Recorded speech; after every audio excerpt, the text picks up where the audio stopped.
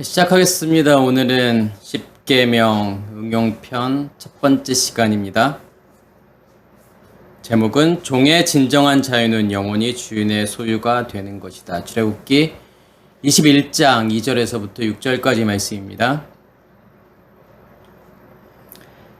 내가 히브리 종을 사면 그는 6해 동안 섬길 것이요 7째 해에는 몸값을 물지 않고 나가 자유인이 될 것이며 만일 그가 단신으로 왔으면 단신으로 나갈 것이요 장가들었으면 그의 아내도 그와 함께 나가려니와 만일 상전이 그에게 아내를 주어 그의 아내가 아들이나 딸을 낳았으면 그의 아내와 그의 자식들은 상전에게 속할 것이요 그는 단신으로 나갈 것이로되 만일 종이 분명히 말하기를 내가 상전과 내 처자를 사랑하니 나가서 자유인이 되지 않겠노라 하면 상전이 그를 데리고 재판장에게로 갈 것이요 또 그를 문이나 문설주 앞으로 데리고 가서 그곳에다가 송곳으로 그의 귀를 뚫을 것이라. 그는 종신토록 그 상전을 섬기리라.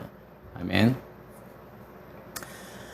제가 지난 시간에 십계명을 이제 다 끝났고 그 다음에 십계명의 응용편 해가지고 몇 개가 될지는 모르겠지만 말씀을 전한다라고 이렇게 말씀을 드렸죠.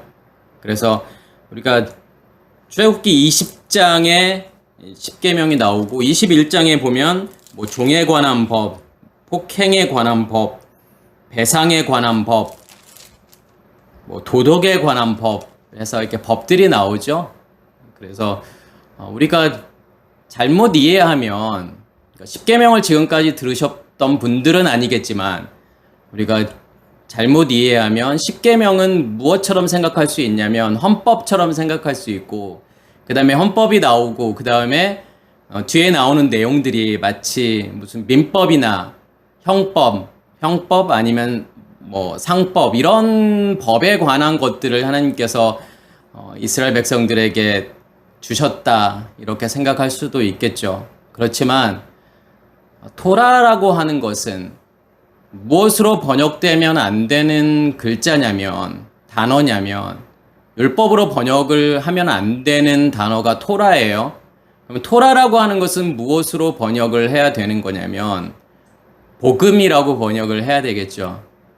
우리가 십계명이라고 하는 것이 단순히 우리가 도덕 윤리적으로 뭘 지키려고 하는 그런 거가 되면은 하나님의 말씀은 무엇이 될 수밖에 없는 거냐면 법이 될 수밖에 없는 거예요.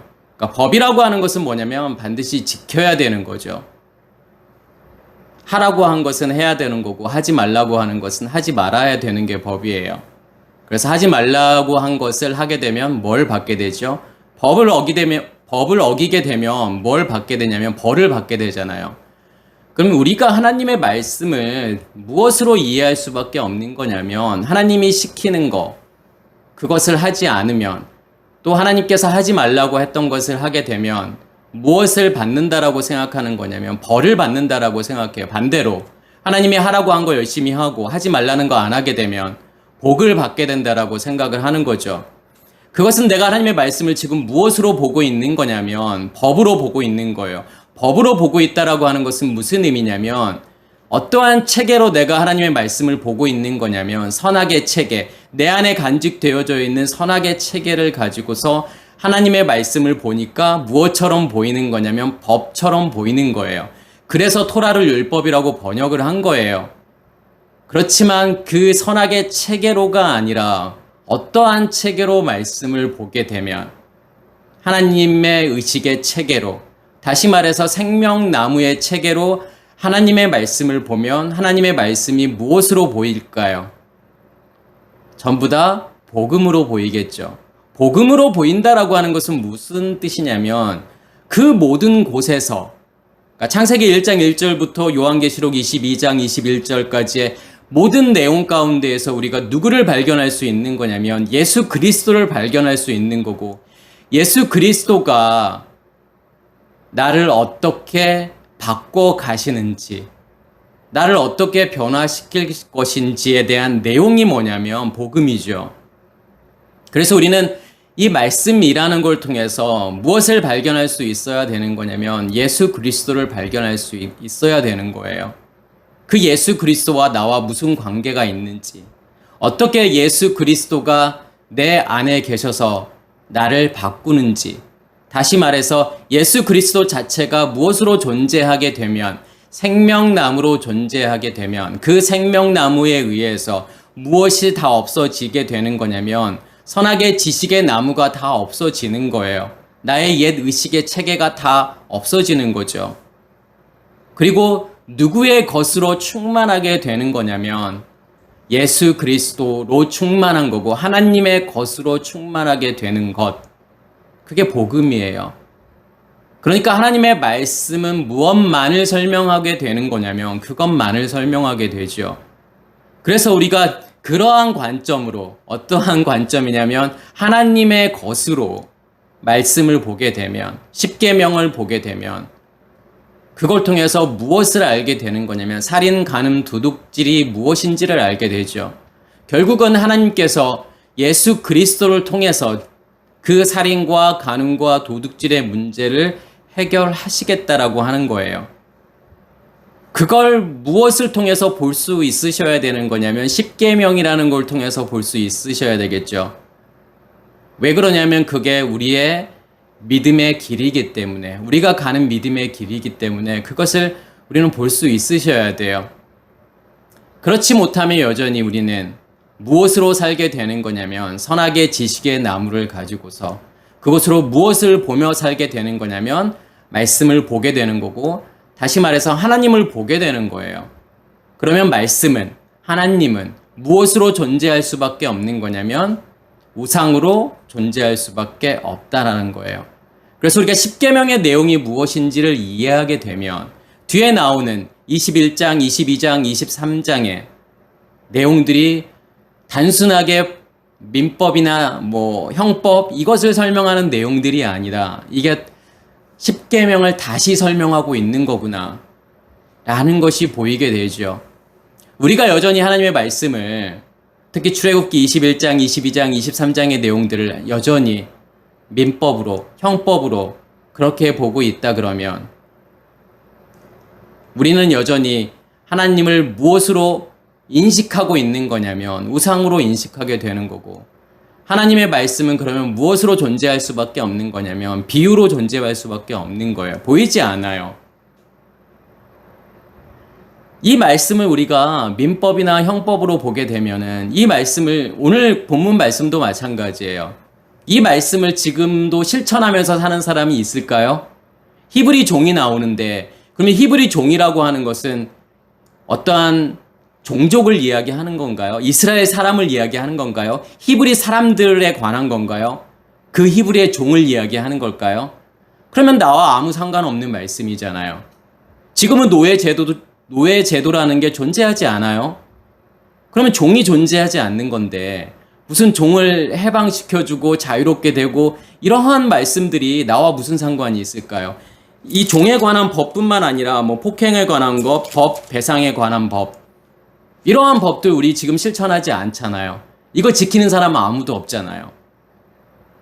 왜 그러냐면 그것을 그냥 법이라고 생각하기 때문에 그래요.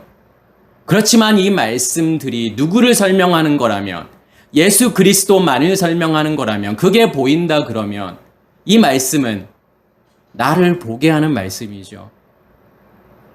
나의 상태를 보게 하고 내가 가고 있는 믿음의 길이 무엇인지를 보게 하는 거고, 예수 그리스도와 나와 무슨 관련이 있는지, 예수 그리스도가 나에게 무슨 의미가 있는지를 깨닫게 해주는 말씀이 되겠죠.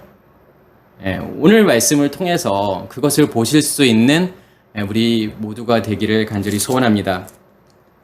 먼저는 21장 2절에 보면 내가 히브리 종을 사면 그는 6해 동안 섬길 것이요 7째 해에는 몸값을 물지 않고 나가 자유인이 될 것이며, 여기에서 히브리 종이 나오는 건데 이 히브리 종이라고 하는 게 무슨 뜻일까요? 그러니까 종이라고 하는 것은 뭐냐면 여기서의 종이라고 하는 단어는 에베드라는 단어가 쓰였어요. 그럼 이 에베드라는 단어를 보통은 어떻게 번역을 하냐면 남종이라고 번역을 하죠. 그래서 여종은 아마라고 아마라는 단어를 쓰고 남종은 에베드라는 단어를 써요. 그런데 이 에베드라고 하는 단어는 어디에서 온 단어냐면 아바드에서 온 단어예요. 근데 아바드라고 하는 단어는 뭐냐면 일하다 노동하다예요. 그럼 무엇으로 내가 일하고 있고 무엇으로 노동하고 있느냐에 따라서 이 종이라고 하는 것을 설명할 수 있겠죠. 그러니까 히브리라고 하는 단어는 여기에서 이불이라는 단어가 쓰여졌죠. 근데 이 이불이라고 하는 단어는 뭐냐면 히브리인이라는 뜻이에요. 단순하게 어떠한 인종을 이야기하는 게 아니에요. 어느 나라 사람을 이야기하고 싶어서 여기서 히브리라는 단어를 쓴 것일까? 아니죠. 이 이불이라고 하는 단어는 어디에서 온 단어냐면 에베르에서 온 단어예요. 근데 에베르라고 하는 것은 어떤 뜻이 있냐면 반대편이라는 거예요. 맞은편이라는 뜻도 있고, 그래서 동쪽이라는 뜻도 있고 바깥이라는 뜻도 있어요. 그러면 맞은편이라고 하는 개념은 우리가 좀 두 가지로 생각해 볼 수 있는데, 원래 히브리인이라고 하는 것은, 이불이라고 하는 뜻은 아까 제가 에베르에서 왔다라고 했고, 에베르라고 하는 다른 단어는 아바르에서 온 단어인데, 아바르라는 단어가 강을 건너다라는 뜻이에요. 그래서 히브리인이라고 하는 뜻은 뭐냐면 강을 건넌 자들을 히브리인이라고 하는 거죠. 어느 강을 건넌 자들일까요? 요단강을 건넌 자들을 이제 히브리인이라고 했어요. 그러면 거기에서 진짜 요단을 건넜다라고 하는, 히브리인이 되었다라고 하는 그것은 무엇을 의미하는 걸까요? 누구의 편으로 들어간 거예요? 하나님의 반대편으로 존재하는 자들이 하나님의 기업으로 들어가는 거예요.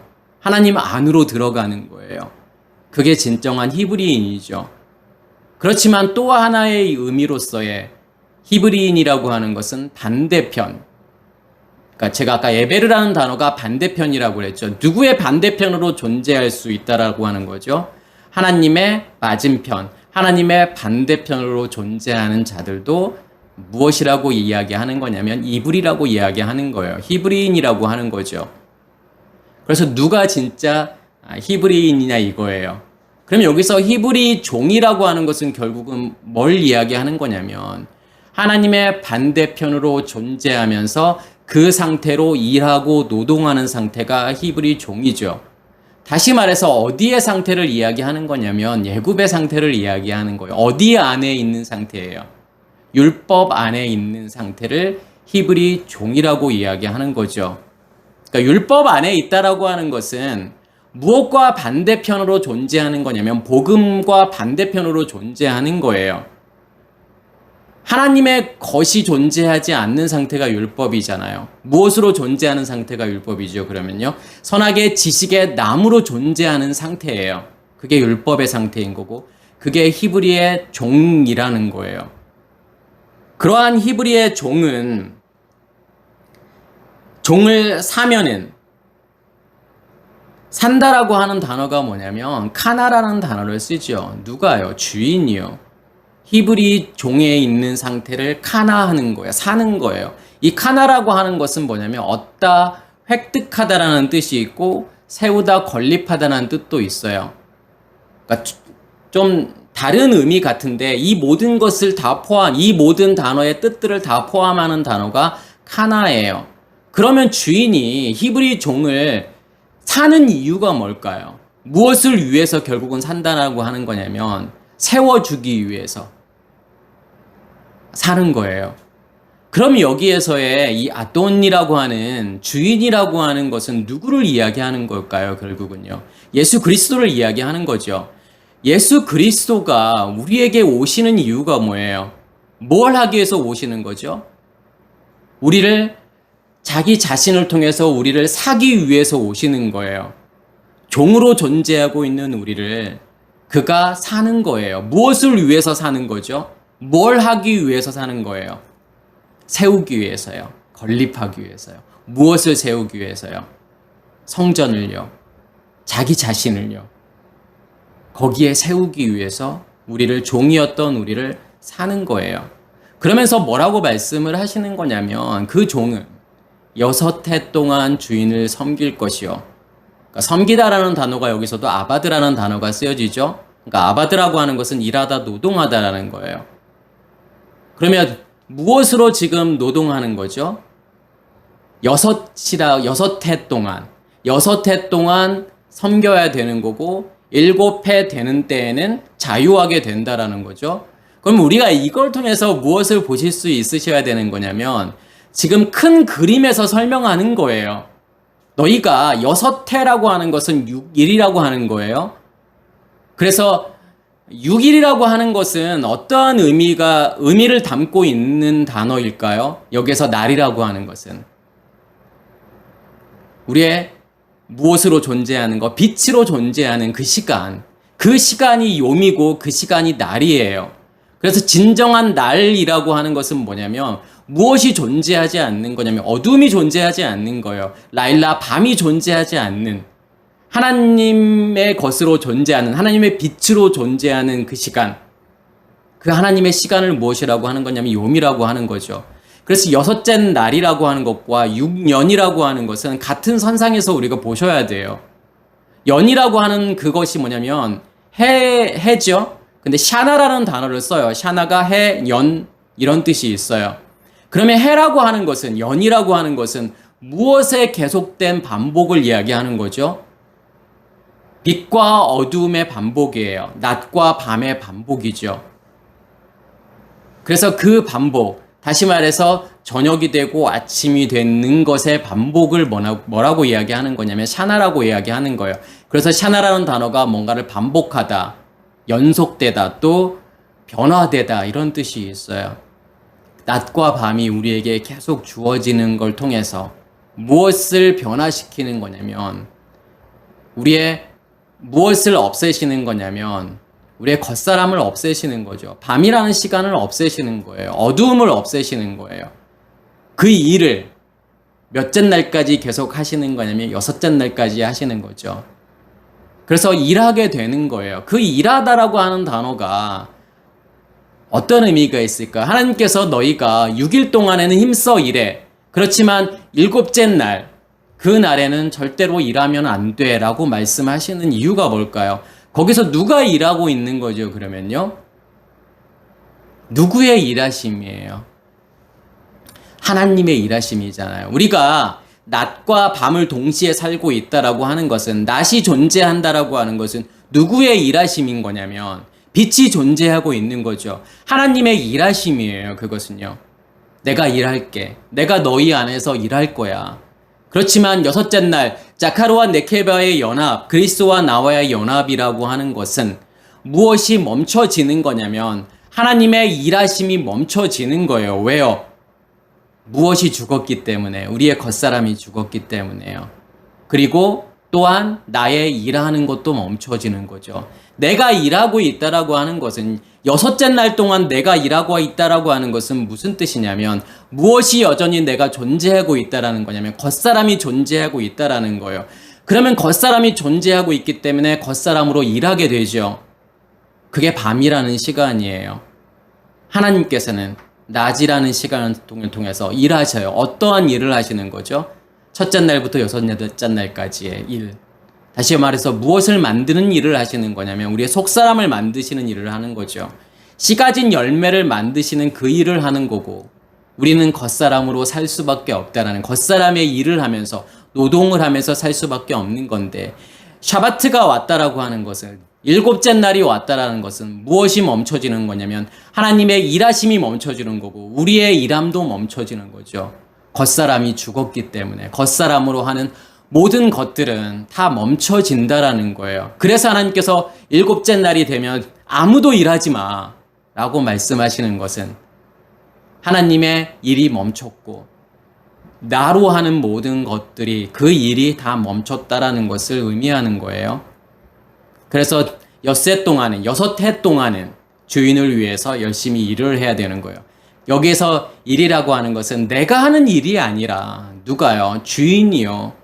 주인이 하는 일인 거예요, 사실은요. 엄밀히 말하면요. 그리고 7째 해가 되면 여기에서는 뭐라고 나왔냐면 몸값을 물지 않고 나가 자유인이 될 것이며, 여기에서 몸값을 물지 않는다라고 하는 것은 뭐냐면 희남이라는 단어를 쓰죠. 그러니까 희남이라고 하는 단어가 무료로 공짜로 뭐 이유 없이 대가 없이라는 뜻이에요. 아무 대가 없이 아무 이유 없이 공짜로 자유하게 된다라는 거죠. 근데 이 희남이라는 단어가 어디에서 온 단어냐면 hen이라는 단어에서 온 단어예요. 근데 이 hen이라고 하는 것은 어떤 뜻이 있냐면 은혜예요. 은총이에요. 긍휼이에요. 자비예요. 그러면 공짜로 나간다라고 하는 것은, 값없이 나간다라고 하는 것은 누구의 은혜로 나가는 거예요, 그러면요? 주인의 은혜로 나간다라는 거예요. 주인의 자비하심으로. 그리고 여기에서 자유인이라고 하는 단어는 호펫이라는 단어를 쓰죠. 근데 호펫이라고 하는 단어가 어떤 뜻이 있냐면 허약한, 쇠약한, 자유로운, 얽매이지 않은, 면제된 이런 뜻이 있어요. 그러니까 어떤 것에서 자유로워진다라는 뜻도 있고 허약해지고 쇠약해지고 없어진다라고 하는 그 의미들도 있어요. 이 모든 것들을 다 포함하는 단어가 뭐냐면 호펫이에요. 호펫을 설명하기 위한 단어예요. 그래서 우리가 어떠한 단어를 가지고서 해석을 할 때에 그 수많은 단어들, 그 뜻들 중에서 어떠한 하나의 뜻을 픽업해서 이것을 설명하면 안 되는 거예요. 그 모든 단어의 뜻을 다 가지고 와서 설명이 되어줘야 되는 거죠. 호펫이라는 단어도 마찬가지예요. 자유롭게 된다, 내가 자유인이 된다라고 하는 것은 두 가지의 의미가 있는 거예요. 그래서요. 진정한 자유는 아까 제가 설명을 드렸던 것처럼 이 호펫이라고 하는 단어는 허약한, 쇠약한이라는 뜻이 있고 하파시에서 온 단어예요. 근데 하파시라는 단어가 항복하다, 굴복하다라는 뜻이 있어요. 다시 말해서 내가 쇠약해지고 약해진다라고 하는 것은 결국은 뭘 이야기하는 거예요? 무엇의 죽음을 이야기하는 거죠? 우리의 겉사람의 죽음을 이야기하는 거잖아요. 우리의 겉사람이 쇠약해지고 약해지고 결국은 완전히 엎드려지고 항복하는 그 상태. 무엇에 엎드려지는 거예요, 결국은요? 하나님께 온전히 엎드려지는 거예요. 항복하는 거예요. 그것을 무엇이라고 이야기하는 거냐면 자유라고 이야기하는 거예요. 그래서 결론 같은 이야기이지만 자유라고 하는 것은 뭘 이야기하는 거냐면 자유의 진정한 의미라고 하는 것은 누구에 의해서 죽는 것이 자유일까요? 진정한 자유는 십자가에서의 죽음을 이야기하는 거예요. 십자가에서 내가 죽었을 때, 다시 말해서 우리의 겉사람의 죽음을 이야기하는 거죠. 우리의 의식의 죽음, 우리의 옛 의식의 죽음. 다시 말해서 우리 안에 가지고 있는 선악의 지식의 나무라는 그 체계, 그 질서, 그것에 다 없어짐을 이야기하는 거예요. 율법에 다 없어짐을 이야기하는 거죠. 그게 죄가 없어지는 거예요. 그렇게 되었을 때 무엇이라고 이야기할 수 있는 거냐면 자유라고 이야기할 수 있는 거예요. 그게 진정한 자유이죠. 하나님께서 첫째 날부터 여섯째 날이라는 걸 통해서 어떠한 일을 하시는 거예요, 결국은요. 무엇을 만드시는 거죠? 우리의 속사람을 만드시는 거고, 그 속사람에 의해서 무엇을 죽이시는 거냐면 우리의 겉사람을 죽이시는 거예요. 다시 말해서 우리 안에 뭘 만드시는 거냐면 생명나무를 만드시는 거고, 이 생명나무라고 하는 하나님의 체계에 의해서, 하나님의 의식에 의해서 우리가 원래부터 가지고 있는 선악의 지식의 그 체계를 다 없애시는 거란 말이에요.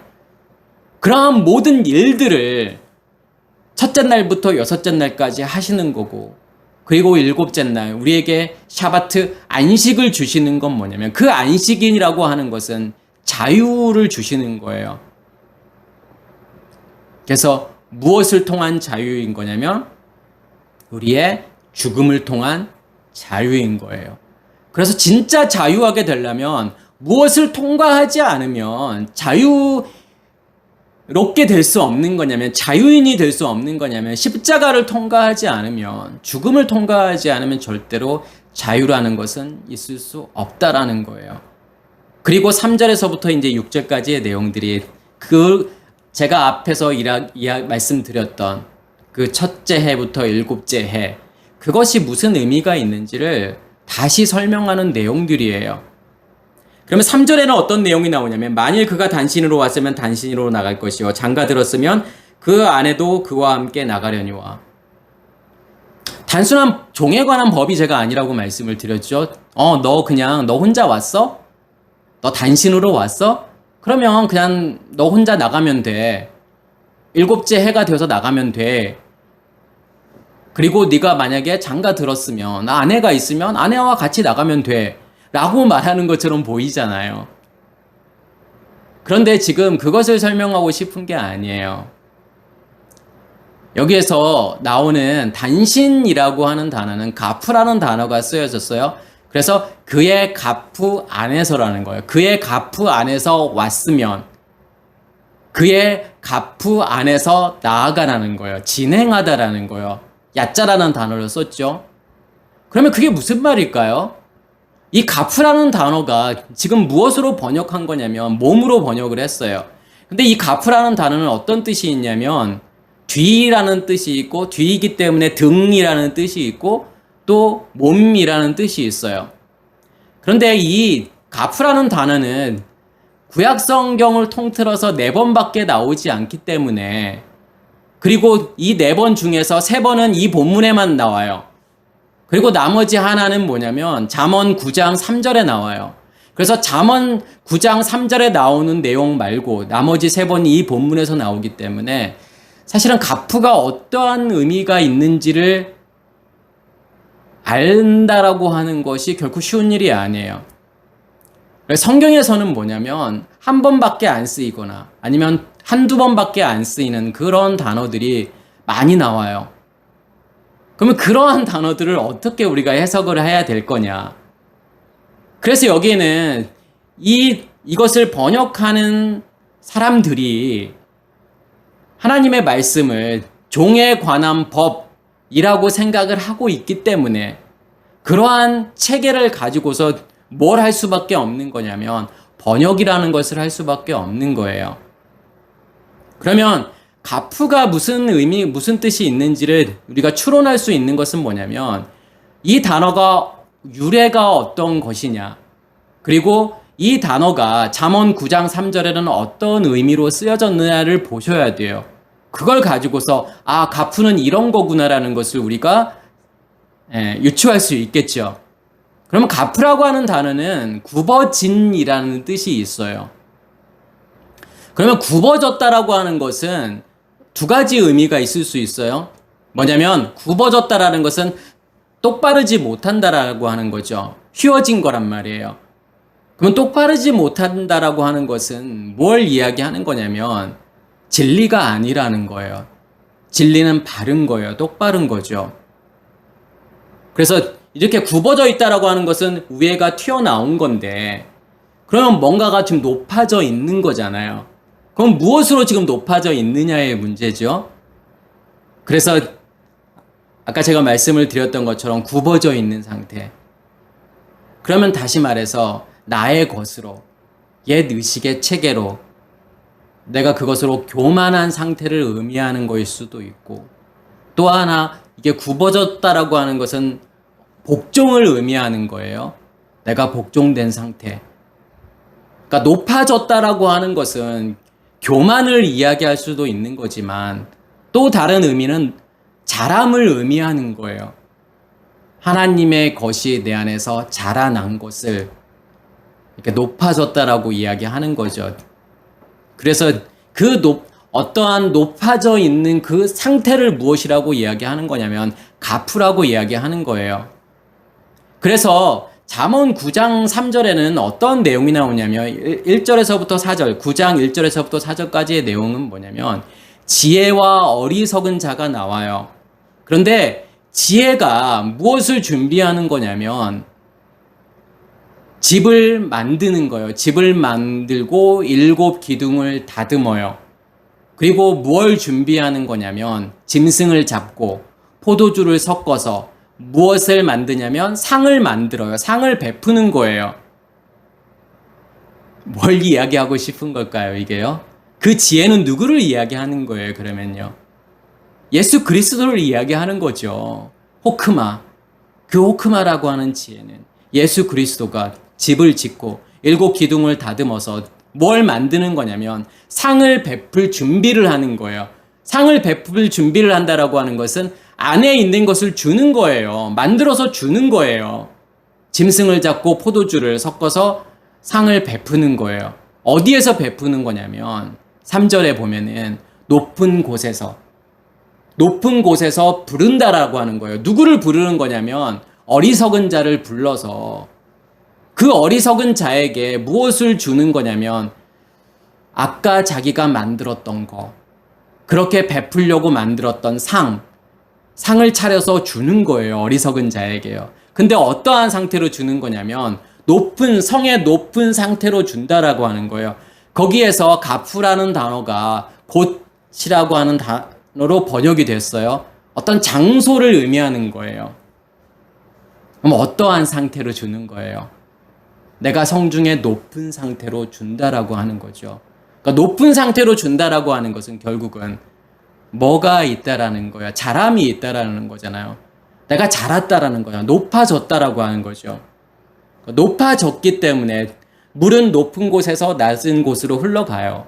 내가 높은 상태가 되어야만이 낮은 곳에 존재하는 사람들에게 물을 흘려보낼 수 있는 거예요.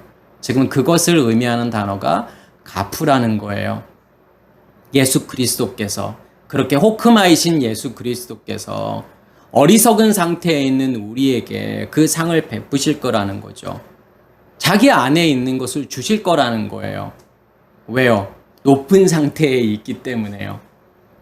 그러면 그 어리석은 자가 그것을 받아서 돌이켜야 된다라고 지금 잠언에서는 설명하고 있는 거예요.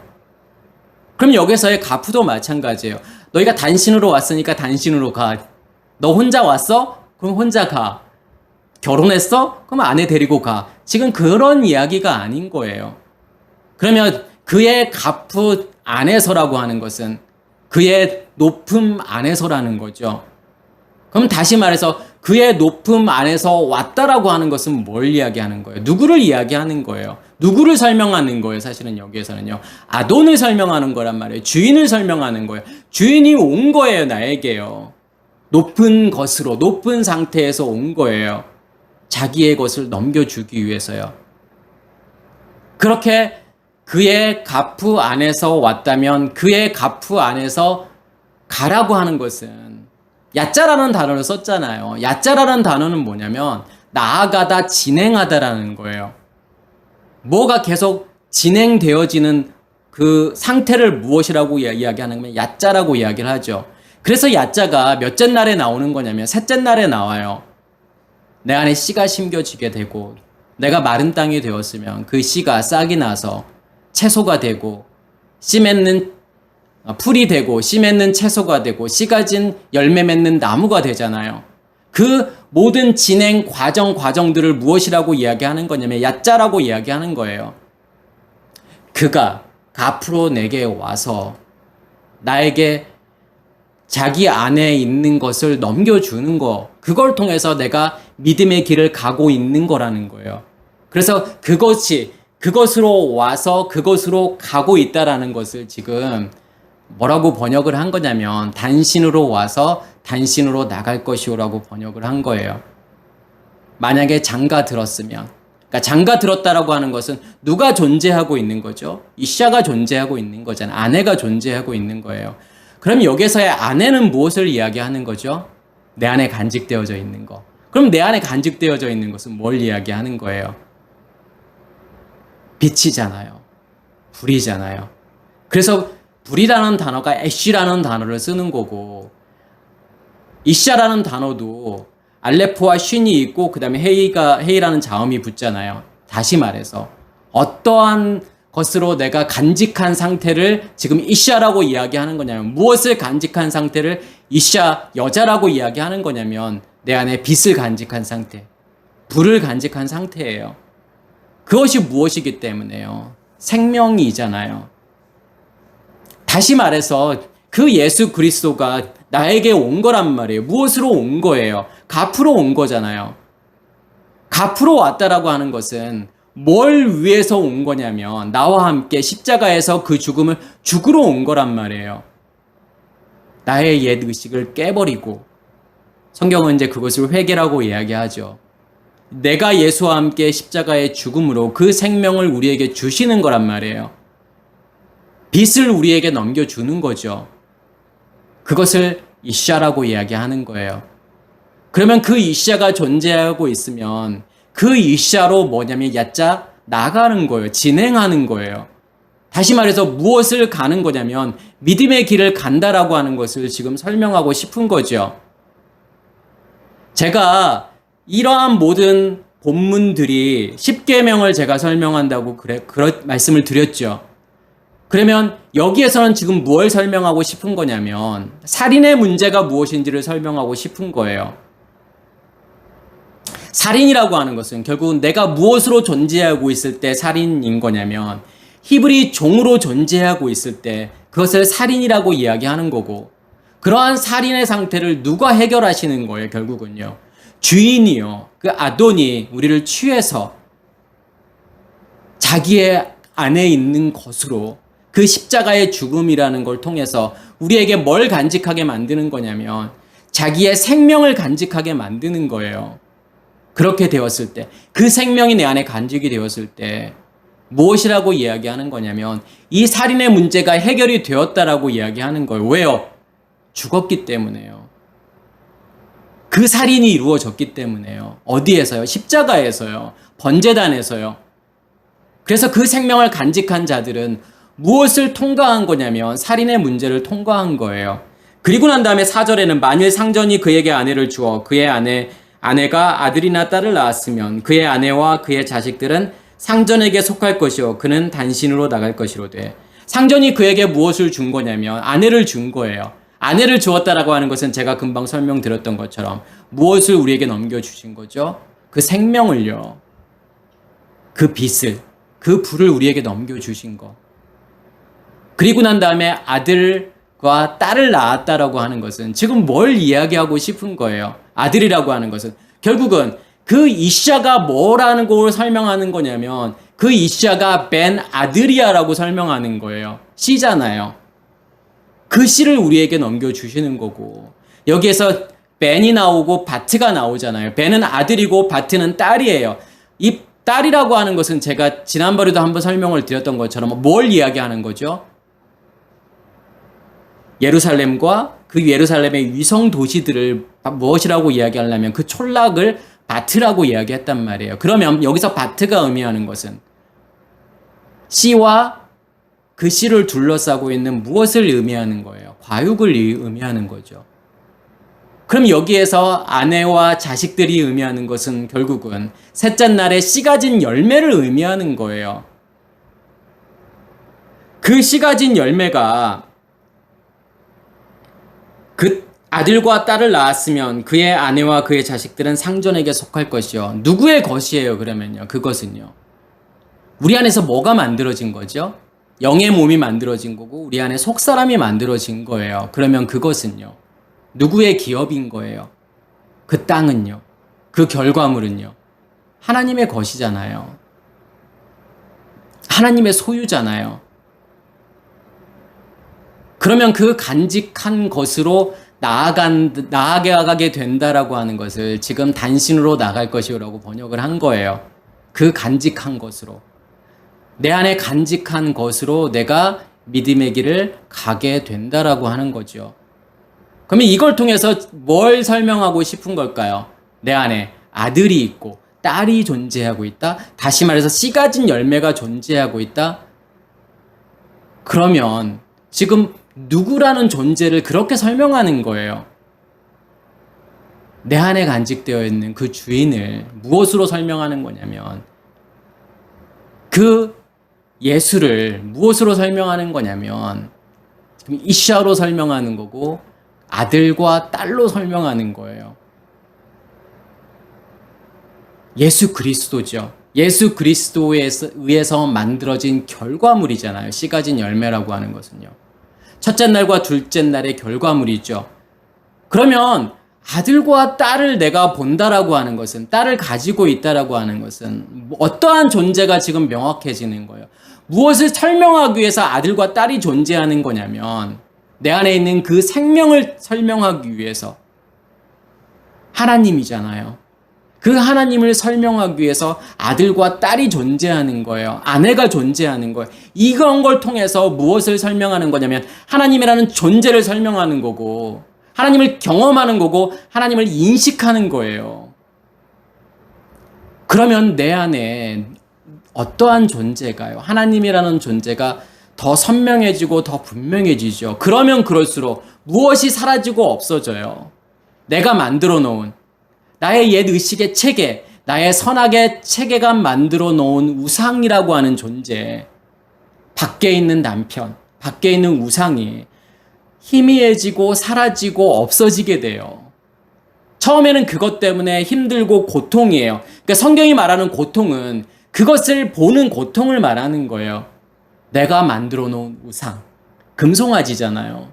그것을 보는 고통이에요. 그런데 그러한 것들이 차츰차츰 없어지고 사라지는 이유는 뭐냐면, 무엇이 내 안에서 명확해지기 때문에요.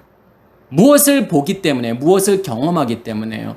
내 안에 간직되어져 있는 생명나무가 너무 분명하고 확실하니까, 하나님이라는 존재를 내가 분명하고 확실하게 경험하기 때문에 밖에 있는 우상이 희미해지는 거예요.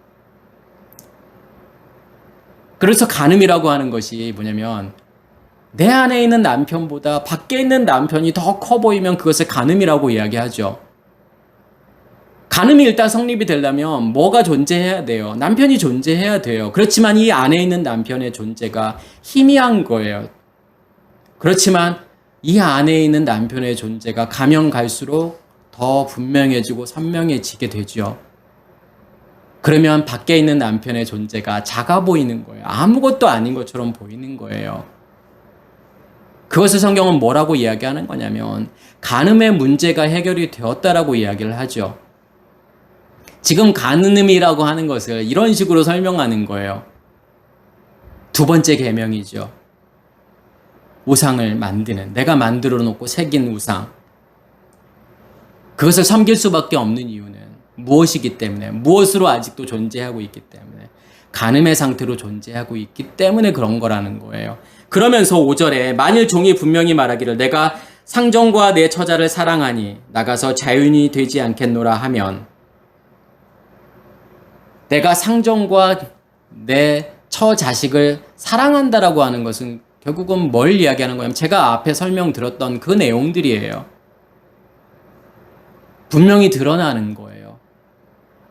이 아내와 자식들을 통해서 이 상전이라고 하는, 주인이라고 하는 존재가 명확하게 드러나는 거예요. 그래서 사랑이라고 하는 것은 무엇의 드러남인 거냐면, 우리의 속사람의 드러남인 거고, 하나님의 드러남인 거예요. 내가 하나님을 경험하면 경험할수록, 하나님을 인식하면 인식할수록 무엇이 내 안에 존재하게 되는 거냐면, 사랑이 존재하는 거예요. 하나님의 사랑이 존재하고 있는 거예요. 그 사랑으로 사랑하는 거예요. 누구를 사랑하는 거예요? 주인을 사랑하는 거예요. 그렇게 되면 상전은 6절에 보면, 상전이 그를 데리고 재판장에게로 갈 것이요, 또 그를 문이나 문설주 앞으로 데리고 가서 그것에다가 송곳으로 그의 귀를 뚫을 것이라. 그는 종신토록 그 상전을 섬기리라. 내가 상전을 사랑해요. 처자식을 사랑해서 내가 거기를 떠나지 않겠다라고 하면 뭐냐면, 그 주인이 그를 데리고 누구에게로 간다라고 하는 거죠. 지금요. 여기에서 재판관이라고 지금 번역이 되어 있지만 엘 하 엘로임이에요. 엘이라고 하는 것은 뭐뭇을 향하다라는 거고, 하 엘로임을 향해서 가는 거예요. 그러니까 엘로임이라고 하는 단어를, 하나님이라고 하는 단어를 지금 재판관으로 번역을 한 거죠. 왜냐하면 이 엘로임을 하나님으로 해석하면 이게 문장이 매끄럽지 않잖아요. 아니, 보이지도 않는 하나님에게 이 종을 데려가서 어떻게 해요? 그렇기 때문에 이것을 지금 재판관이라고 지금 번역을 한 거예요. 그러면 재판관에게 데려가서 어디를 향해서 가야 되는 거냐면, 엘 하 델레트를 향해서 가야 돼요. 이 델레트라고 하는 것은 문을 이야기하는 거예요. 그리고 엘 하 메주자. 그러니까 델레트라고 하는 것은 문을 이야기하는 거고, 이 메주자라고 하는 것은 뭐냐면 문설주를 이야기하는 거예요. 그럼 문설주라고 하는 것은 무엇을 이야기하는 거냐면 두 기둥을 이야기하는 거예요. 그러니까 문이 있으면 문에 그 틀이 있잖아요. 그 틀의 윗부분을 임방이라고 이야기하는 거고, 양쪽에 세워져 있는 이 두 기둥을 무엇이라고 하는 거냐면 문설주라고 이야기해요. 원래는 메주자라고 하는 이 히브리 단어가 의미하는 것이 문설주인데 이 두 기둥을 이야기하는 건데, 나중에는 어떠한 의미로 쓰여지는 거냐면 이 두 기둥에는 무엇을 만들라고 했죠? 사람들이 무엇을 만들었어요? 신명기 6장 내용과 신명기 11장의 내용을 거기다가 적었잖아요. 그래서 우리가 다 잘 알고 있는 쉐마 이스라엘, 이스라엘아 들으라 하는 내용들이 거기에 적혀져 있었고, 그것을 양피에 적어서 통에다가 담아서 그 문설주에 부착하게 되잖아요. 그리고 그 문을 들어오고 나갈 때마다 거기에 손을 얹고 만지지요. 그래서 거기에 기록되어 있는, 양피지에 기록되어져 있는 그 말씀을 나중에는 무엇이라고 이야기를 했냐면 메주자라고 이야기를 했다라는 거예요. 그러면 이 두 기둥이 의미하는 게 뭘 이야기하는 걸까요? 왜 송곳을 가지고서 귀를 이 메주자에다가, 이 문하고 메주자에다 놓고 뚫어야 될까요? 이 문이라고 하는 델레트가 의미하는 것은 무엇이는 거냐면 죽음을 이야기하는 거고 심판을 이야기하는 거예요. 내가 문을 건너갔다라고 하는 것은, 문을 지나갔다라고 하는 것은 심판을 의미하죠. 그래서 여기에서는 성문을 이야기하는 거예요. 성전 문을 이야기하는 거예요. 그래서 성에 보면은 성 위에, 그 문 위에서는 무엇이 열렸었냐면 재판이 열렸잖아요. 그 말은 무슨 말이냐면 문이 의미하는 것은 심판을 의미하는 거예요. 그 심판에 의해서 뭐가 만들어지는 거냐면 두 기둥이 만들어지죠. 그러면 여기서 이 두 기둥이 의미하는 게 뭘 이야기하는 걸까요? 예수 그리스도를 이야기하는 거예요. 불기둥과 구름기둥을 이야기하는 거예요. 이스라엘 백성들을 인도했던 불기둥. 불기둥이라고 하는 것은 결국은 첫째 날의 그 빛, 그 불을 이야기하는 거고, 구름기둥이라고 하는 것은 말씀이잖아요. 둘째 날에 생수의 근원이 만들어지고 하늘이 만들어지는 그 불기둥과 구름기둥을 이야기하는 거고, 솔로몬 성전에서는 앞에 두 기둥이 있잖아요. 어떤 기둥이 있죠? 야긴이라고 하는 기둥과 보아스라고 하는 기둥이 있어요. 야긴이라고 하는 야킨이에요. 야킨이라고 하는 것은 뭐냐면 하나님께서 세우셨다라는 뜻이에요. 보아스는요, 보아즈죠. 보아즈는 그에게 능력이 있다라는 뜻이에요. 결국은 그 야긴과 보아스가 의미하는 것은 무엇을 의미하는 거냐면 예수 그리스도를 이야기하는 거잖아요. 그것으로 세워지는 거죠. 어떤 것을, 그 능력으로요. 세워지는 것을 의미하는 거죠. 그게 야긴과 보아스라는 두 기둥을 이야기하는 거죠. 그러면 그 기둥에는 아까 제가 뭐가 있다고 그랬죠? 어떤 말씀이 있다고 했어요? 쉐마 이스라엘아, 쉐마 이스라엘이라는 말씀이 있잖아요. 이스라엘아 들으라. 너희 하나님 여호와는 유일한 여호와시니 너는 마음을 다하고 힘을 다하고 뜻을 다하여 너희의 하나님 여호와를 사랑하라. 그 내용이잖아요. 그러면 그 내용이 이루어진 게 뭐냐면 두 기둥이라고 하는 거잖아요. 그러면 귀를 뚫다라고 하는 것은 뭘 이야기하는 걸까요? 이 귀라고 하는 단어가 이제 오젠이라는 단어를 쓰잖아요. 근데 이 오젠이라는 단어는 아잔에서 온 단어인데, 아잔이라고 하는 단어가 깨닫다, 명확하다, 순종하다라는 뜻이 있어요.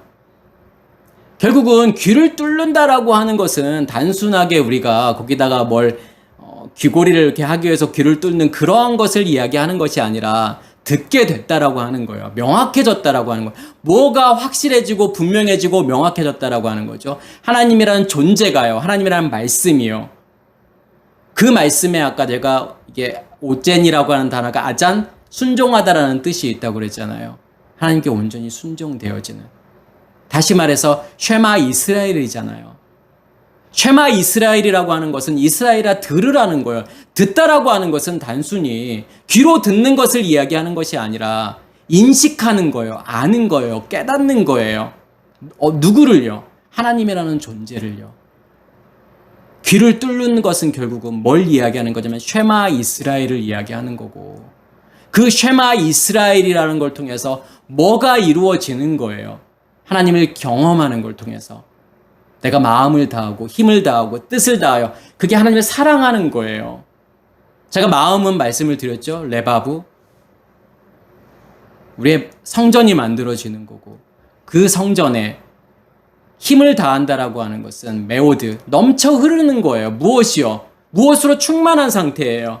하나님의 것으로요. 하나님의 말씀으로요. 그러면 뜻을 다한다라고 하는, 그 뜻이라고 하는 단어가 네페시잖아요. 네페시는 우리의 혼이잖아요. 무엇이 죽을 때까지요? 차고 넘치는 거냐면 우리의 혼이 죽을 때까지요.